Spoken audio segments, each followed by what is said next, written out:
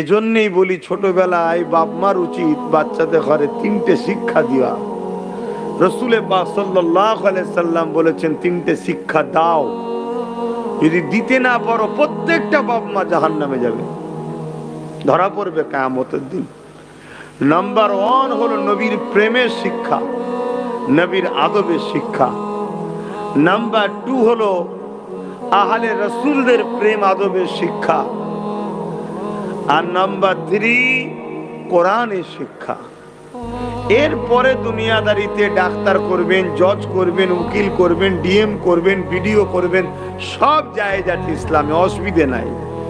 কিন্তু এই 3টে শিক্ষা প্রত্যেকটা বাপ মাকে সন্তানকে দিতেই হবে। যদি না দিতে পারে কিয়ামতের দিনে ওই সন্তানের জন্য বাপ মা ধরা পড়ে জাহান্নামে যাবে।